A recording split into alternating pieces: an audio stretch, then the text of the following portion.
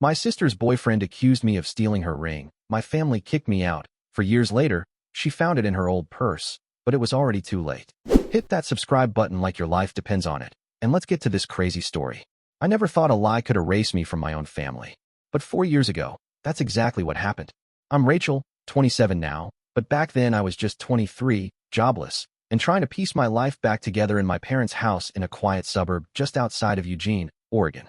I just left a toxic workplace and moved home temporarily while I searched for something stable. My folks, Ben and Karen, had always been the steady types. My dad was a retired postal worker who gardened like it was a full-time job, and my mom still worked the overnight shift at the hospital. They weren't flashy people, but they took pride in structure, order, respect. And then there was my older sister, Marissa. At 29, she was already engaged to a guy named Travis, the kind of man who wore dress shirts to weekend barbecues and smiled with too many teeth. He worked in insurance, talked like everything was a negotiation, and always made a point of calling me kiddo, even though we were only 6 years apart. Marissa loved him. My parents loved that she loved him. Me? I kept my distance. I was sleeping on a pull-out couch in the den and helping out around the house to earn my keep. Cleaning, cooking, staying mostly invisible. When Marissa came over, she made sure the spotlight stayed on her, especially when it came to the ring. It was a white gold band with a diamond she claimed came from Travis's great-grandmother. She never shut up about it. Took it off at the slightest excuse. Cooking, moisturizing, scratching the cat, and would lay it gently on a dish or cloth like it was some ancient artifact. She had a whole routine for it. It was practically a performance. That morning started like any other. She showed up, tossed her bag on the kitchen island, chattered about florists and cake tastings, took off her ring before peeling potatoes, and placed it on a folded napkin by the sink. I remember seeing it there when I grabbed a glass of water. I went back to the den afterward. A few hours later, the world flipped. I was bent over my laptop scrolling through job boards when I heard her voice, sharper than usual. "Where's my ring?" I didn't think anything of it at first. She misplaced things all the time. Makeup, keys, her gym card. Then came Travis's voice from behind her, quiet, but pointed. "Did you check with Rachel?" I froze. I peeked into the hallway. Marissa stood in the kitchen, arms crossed. Travis leaned against the counter like he'd just made a valid suggestion, like he wasn't actively pointing a finger without using the words. My mom came in next, wiping her hands on a dish towel. She asked what was going on. Marissa repeated the same thing. She took off the ring, set it down, and now it was gone. She didn't say I took it. She didn't have to. She just said, "Rachel was in here earlier." That was enough. The air changed. My dad came down the stairs, already frowning. Travis shrugged like he was trying to stay neutral, but added, "It's just weird that it disappeared, and the only other person in the house was her." I stepped into the kitchen and said, "I didn't touch your ring." Silence. Marissa gave me this blank look like she didn't believe me. Or worse, like she did and just didn't care. I tried to laugh it off. "Seriously? You think I stole it?" But nobody laughed. That night, I was told, calmly, gently, that it would be best if I found somewhere else to stay. My dad said it with a sigh. My mom said it with tight lips and tired eyes. Marissa said nothing. And Travis? He just smiled like he'd done me a favor by being subtle. I packed a bag in 15 minutes. They didn't even ask where I was going. I didn't go far. At the time, I had nowhere else to go. My college roommate, Claire, had a one-bedroom in town and worked late shifts as a bartender. When I called her that night, my voice barely holding together, she didn't ask questions. Just said, "Come over." I slept on her couch for the first week. No blankets, no privacy, just the weird glow of her TV and the sound of muffled street traffic outside her apartment window. But it was still warmer than the house I'd just been kicked out of. No one from my family called. Not to check in. Not to ask if I was okay. Not even to keep the argument going. They went radio silent. Just like that. As if I'd ceased to exist. I tried at first. I sent my mom a text the next morning. "Let me know if the ring turns up." I'd never do something like that. No reply. A few days later, another one. "Still hoping you guys find it. I'm worried sick about this." Still nothing.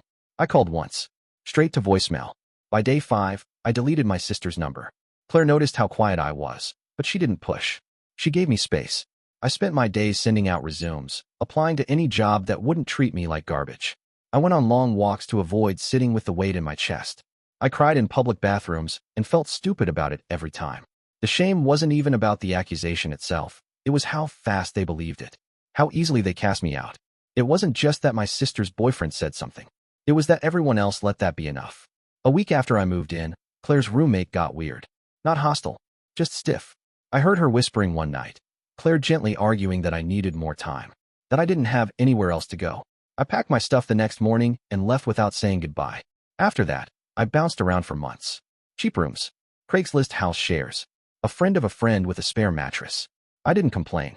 I kept my head down, took part-time shifts at a grocery store, and tried to save every dollar I could. I ate a lot of peanut butter sandwiches, showered at weird hours to avoid roommates, slept with my wallet under my pillow. Every few weeks, I checked Marissa's Instagram, just to see if the ring had ever been found. She never said a word about it, but she kept posting pictures, dinner dates with Travis, wedding decor, bridal boot camp workouts, group shots with her bridesmaids, always captioned with things like, "Wouldn't trade this crew for anything, ring women with bunny ears." I wasn't invited to the wedding. No surprise. I found out it happened because a girl I used to know from high school tagged a photo of the reception. Marissa was smiling in a white dress. Travis was grinning like a salesman.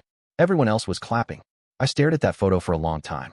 Not because I missed them, but because it was so surreal to realize they'd moved on like I was never part of the family at all. I stopped looking after that. By the end of the first year, I had managed to scrape together enough savings to get my own studio apartment. It was tiny, barely 400 square feet, with a bathroom fan that never shut off and a heater that clanged like a haunted bell tower. But it was mine. I hung a plant in the window and named it. Bought a used bookshelf. Started cooking again. Somewhere in that second year, the anger faded.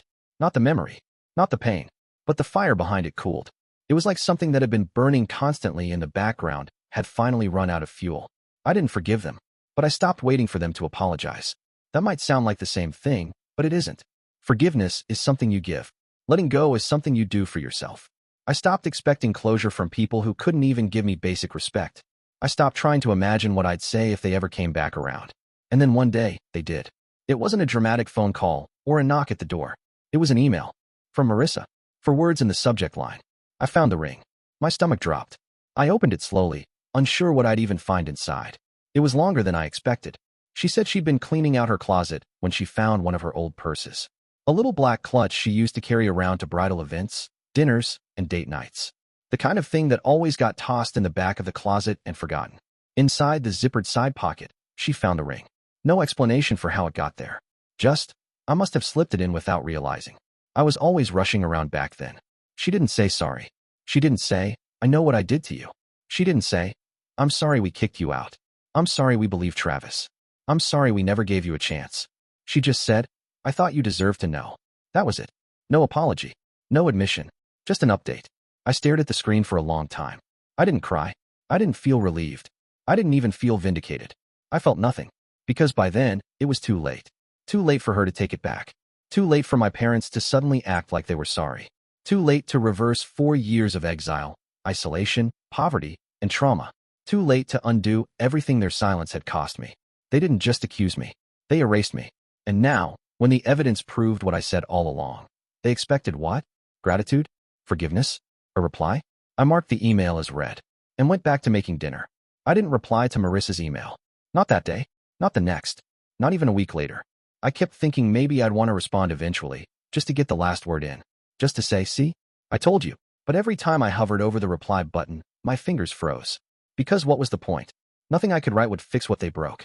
Nothing I said would reach them the way their silence reached me. And so, I didn't say anything at all. A week after the email, I got a text from my mom. First one in over 4 years. I almost didn't recognize the number. It was short, almost like she was trying to keep it light. "Hey, kiddo, can we talk sometime? Your sister told us about the ring." That was it. No, "How have you been?" No, "We're sorry." Just the faintest suggestion that maybe, now that the truth was out, they could sweep it all under the rug and pretend they hadn't tossed me out like garbage over a whisper from my sister's boyfriend. I didn't respond. 2 days later, she called. I watched the phone buzz in my hand. My thumb hovered over the screen, not to answer, but to block. I didn't. Not yet. I just let it ring until it stopped. That same day, an envelope showed up at my apartment. No return address. Inside was a handwritten letter from my dad. It was stiff, formal, not emotional, like he'd tried to write something human and defaulted to a performance. He said they were devastated to find out the truth, that they never imagined the ring would show up like that, that, in hindsight, we should have looked harder, that they didn't want to believe it, but things were tense back then. There it was again, in hindsight, like I'd been a failed math problem, a miscalculation, a small mistake that just needed correcting. He wrote, "We've missed you every day. Please call us. We want to make this right." I folded the letter, put it back in the envelope, and slid it into a drawer. Not out of pettiness, not out of cruelty, but because I knew what they were really asking for. They weren't asking for forgiveness. They were asking for comfort. Their comfort. They wanted to feel better. Wanted to erase the image of themselves as the kind of people who could abandon their daughter on a lie. They wanted me to say, "It's okay. We all make mistakes." But it wasn't okay, and it never would be. Claire and I met for lunch the next weekend. I told her what happened, about the email, the letter, the calls. She blinked. What do they think is going to happen? I shrugged. That I'll drive over and let them hug me, I guess. She leaned back. You know this isn't about you, right? I nodded. It's about them, she said. About how they feel, not what they did. I already knew that.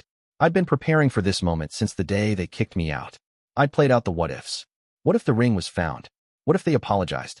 What if they begged me to come back? And every time, the answer was the same. They waited too long. The time to question the accusation was that first day. The time to ask for my side was before they shut the door behind me. The time to apologize was before they decided that keeping family peace was more important than protecting the truth. But they didn't. They chose their comfort over my reality. And now they wanted access to a version of me that no longer existed. They sent one more letter. This one from Marissa. I knew it was from her the moment I saw the handwriting.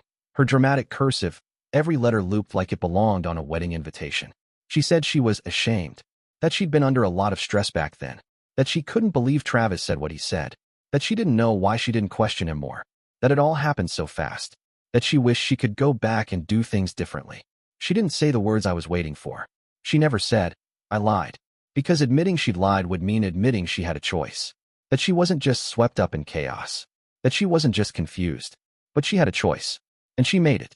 And even if she didn't mean for it to spiral the way it did, she never once stopped it. She never spoke up when they packed my things.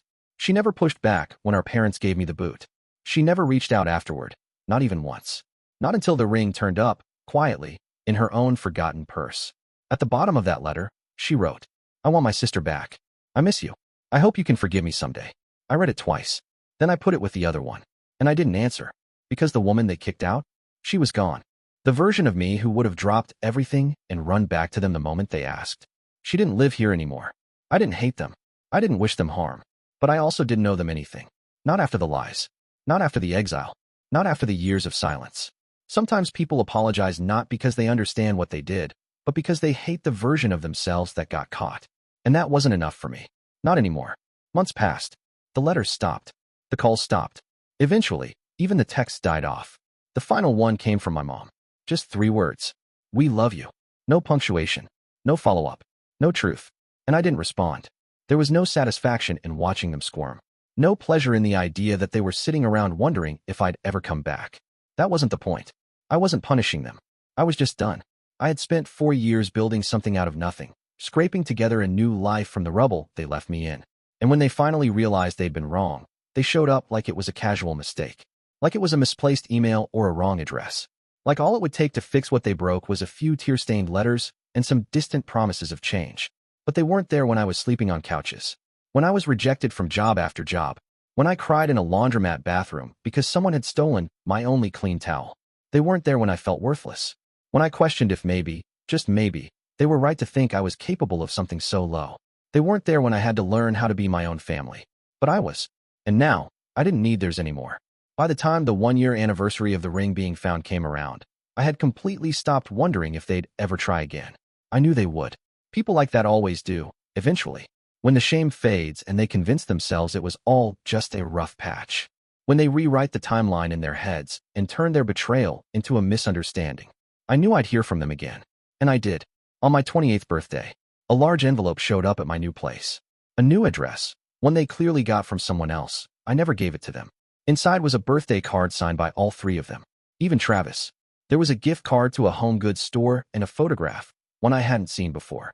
Me and Marissa as kids, sitting on the porch in matching dresses, laughing about something no one could remember. On the back, my mom had written, "We miss our girls. We hope this brings you home." I stared at that photo for a long time. And then I realized something. They didn't miss me. They missed the idea of me. The version of me that played along. The version of me who took the blame quietly and came back when called. The version of me who never fought back because I wanted to be loved more than I wanted to be right. That girl was long gone. I wasn't angry anymore. I didn't want revenge. I didn't want them to suffer. I didn't want them to feel what I felt, because they never could. The difference between us was that I had learned something from the pain. They just wanted to skip it, and I wasn't going to let them. I placed the photograph in the drawer with the other letters, tucked it behind the envelope from my dad and the card from Marissa. I didn't tear them up. I didn't burn them. I kept them, not because I wanted the memory, but because I wanted the proof. Proof that people will rewrite history if you let them. Proof that love without respect is just manipulation. Proof that silence, real silence, is sometimes the only answer left. I got married 6 months later. Small ceremony. Backyard. Close friends. No drama. My husband stood next to me, smiling with that crooked grin I'd fallen for over late-night bookstore talks and bad takeout. Claire cried during her speech.